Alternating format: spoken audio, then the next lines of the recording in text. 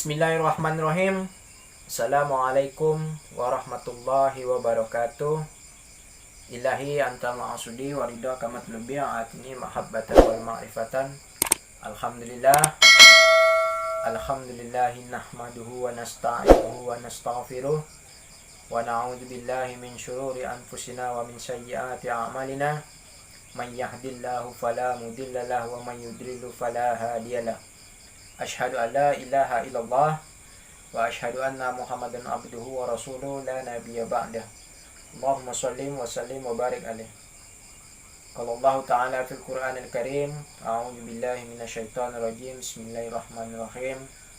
Yarfa'illahu alladhina amanu minkum walladhina utul ilma darajat wallahu bima ta'maluna khabir. Shadaqallahul adzim. Ma'asyiral muslimin, sahabat-sahabat Pandia RS TV dimanapun Anda berada, jumpa lagi pada kesempatan yang berbahagia ini, dimana pada kesempatan kali ini saya akan melanjutkan pembahasan tema baru kita di dalam channel Pandia RS TV ini, yakni ngaji Al-Hikam. Dimana sebelumnya kita sudah masuk ke pasal atau matan pertama di dalam kitab Al-Hikam karya Ibnu Athaillah, salah satu seorang ulama sufi yang saya kira sangat teruji ketawaduannya.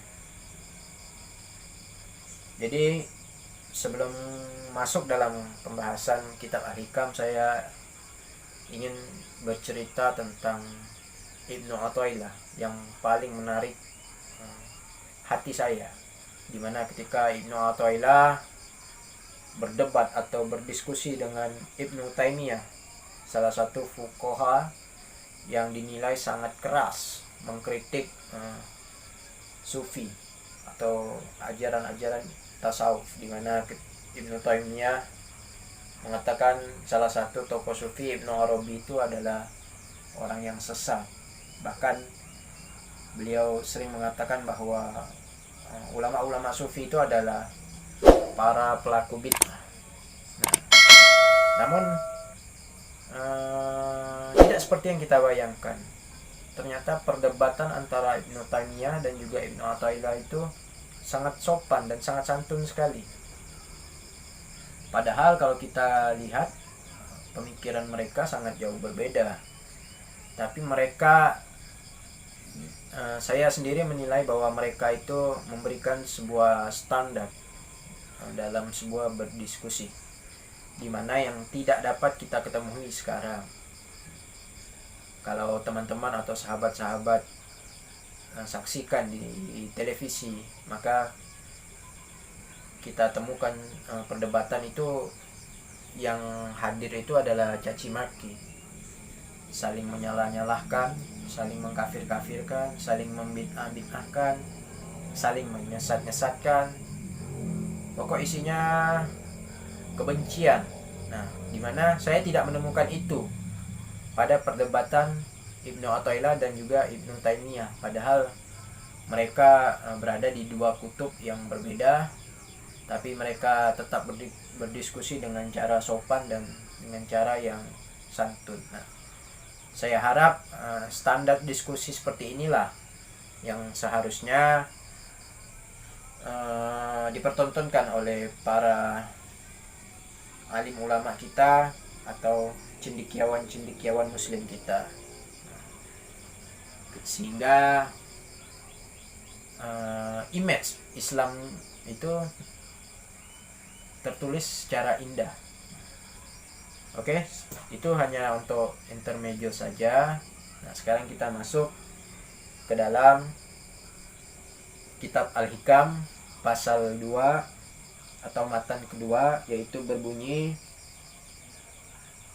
iradatukat tajri dama'a iqamatillah iyyaka fil asbabi minasyahwatil khafiyati wa iradatukal asbaba ma'a iqamatillahi iyyaka fit tajridi inkhitatum minal himmatil aliyati. Sekali lagi saya ulangi, iradatuka tajrida ma'a iqamatillahi iyyaka fil asbabi minasyahwatil khafiyati wa iradatukal asbaba ma'a iqamatillahi iyyaka fit tajridi inqitatum minal himmatil aliyati. Nah, yang artinya keinginanmu untuk selalu beribadah tanpa harus bekerja, maka keinginanmu itu termasuk hawa nafsu yang halus. Padahal Allah sudah memposisikan kemakhlukanmu sebagai sosok makhluk yang harus bekerja di dunia. Demikian juga keinginanmu untuk selalu bekerja, maka keinginanmu itu sama dengan menurunkan dirimu dari derajat yang tinggi, karena sesungguhnya Allah sudah menempatkan nilai kemakhlukanmu sebagai sosok yang harus beribadah. Nah, jadi maksud Syekh Ibnu Athaillah di dalam matan atau di dalam pasal yang kedua di dalam kitab Al-Hikam ini, yakni beliau ingin menjelaskan bahwa di dalam kehidupan itu seharusnya antara dunia dan akhirat itu memiliki keseimbangan. Nah, jadi orang itu tidak bisa ketika ia ingin mengejar akhirat maka akhirat saja, dunia ditinggalkan. Dan orang juga tidak bisa ketika ingin mengejar dunia, dunia saja, akhirat ditinggalkan. Nah, pasal kedua ini lebih menekankan atau lebih memperjelas pasal pertama yang kemarin, di mana kita berbicara tentang orang-orang yang terlalu mengandalkan usaha di dalam kehidupan mereka sehingga mengenyampingkan kehendak Allah Subhanahu wa taala. Nah, di matan kedua ini diperjelas oleh Ibnu Athaillah bahwa sesungguhnya dalam hal ibadah dan dalam hal bekerja untuk mengejar dunia itu seharusnya berjalan dengan seimbang. Nah, kalau kita tidak bisa fokus kepada dunia saja, ketika kita berfokus kepada dunia, maka jatuhnya akan hubud dunia rasu ala kulli khati'ah. Jadi cinta kepada dunia itu adalah bibit dari segala dosa. Jadi sangat berbahaya sekali ketika kita meletakkan dunia di dalam hati kita. Padahal dunia itu harus kita letak di bawah telapak kaki kita. Atau kalau menurut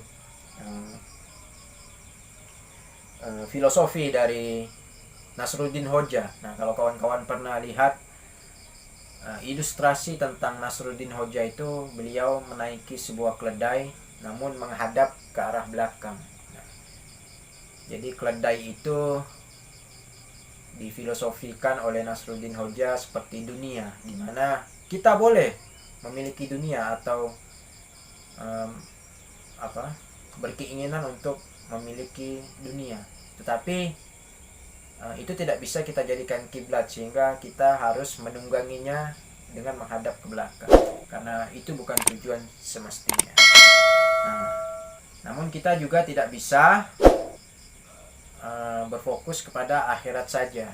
Nah, saya sering mengkritik orang-orang sufi atau orang-orang yang zuhud.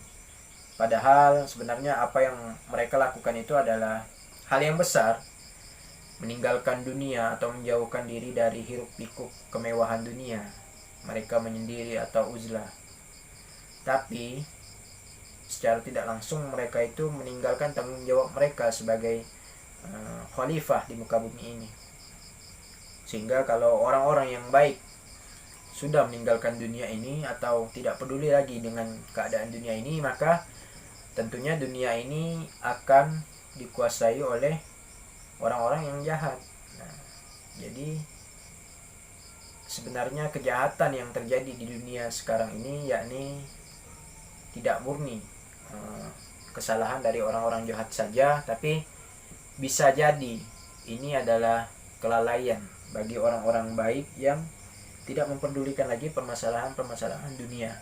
Nah, hal ini juga pernah dikritik oleh Buya Hamka, salah satu tokoh Muslim di Indonesia, di mana beliau mengatakan bahwa seseorang yang menempuh jalan ilmu tasawuf atau sufi tidak semestinya atau tidak harus meninggalkan dunia atau menjauhi segala yang berkaitan dengan dunia seperti harta, tetapi sebaiknya kita memiliki itu semua, tapi kita dapat mengendalikannya dengan hasrat ketidakinginan kita. Nah, jadi kita memiliki dunia sekaligus tidak memiliki hasrat. Nah, hal seperti ini yang sebenarnya sangat sulit, dan ketika ada orang yang seperti ini, maka ini adalah orang yang sangat luar biasa menurut saya. Salah satu contohnya Ibnu Arabi. Ibnu Arabi itu adalah salah satu sufi yang terkenal memiliki kekayaan, tapi di dalam hatinya kekayaan itu tidak tersimpan, sehingga ia tidak peduli lagi dengan kekayaan yang dia miliki, dan kekayaan tersebut dia gunakan untuk kemaslahatan dan digunakan untuk di jalan Allah Subhanahu wa taala. Nah, seperti itu. Kemudian ada juga sebuah riwayat atau syair, namun ini ada yang mengatakan bahwa ini adalah hadis dhaif, tapi saya sangat suka dengan dengan konteks atau narasi dari sebuah riwayat ini, dan kita sering sekali mendengarnya. Namun beberapa waktu kemarin baru saya ketahui bahwa sebenarnya ini adalah hadis dhaif atau hadis palsu. Saya juga kurang paham, tapi saya redaksi dari dalil tersebut saya sangat suka, yakni berbunyi ikmal ladunya ka'annaka ta'ishu abadan wa'mal li akhiratika ka'annaka tamutun ghadan. Nah, jadi kalau diartikan itu, bekerjalah kamu seolah-olah kamu itu hidup selamanya atau hidup abadi, dan beribadahlah kamu seolah-olah kamu akan mati besok. Nah, beberapa kalangan ulama mengklasifikasi dalil ini atau hadis ini adalah sebagai hadis yang dhaif atau hadis yang palsu. Namun tidak ada permasalahan ketika kita mengambil redaksi tersebut, karena menurut saya isi dari pesan hadis atau dalil ini saya rasa cukup bagus, dimana redaksinya tersebut menekankan tentang keseimbangan sesuai dengan apa yang disampaikan oleh Ibnu Athaillah di dalam kitab Al-Hikamnya pasal 2 ini. Oke, saya rasa cukup sekian ngaji Al-Hikam kita pada kesempatan yang berbahagia kali ini. Kita akan bertemu di video selanjutnya di matan ketiga atau pasal ketiga. Mudah-mudahan apa yang saya sampaikan ini bermanfaat bagi semuanya, terutama bagi diri saya sendiri sebagai bahan muhasabah.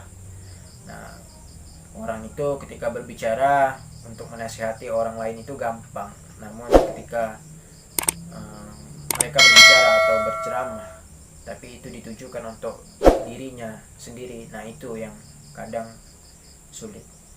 Oke, saya rasa cukup sekian. Kurang lebihnya saya mohon maaf. Wallahu a'lam bishawab. Wabillahi taufik wal hidayah. Wassalamualaikum warahmatullahi wabarakatuh.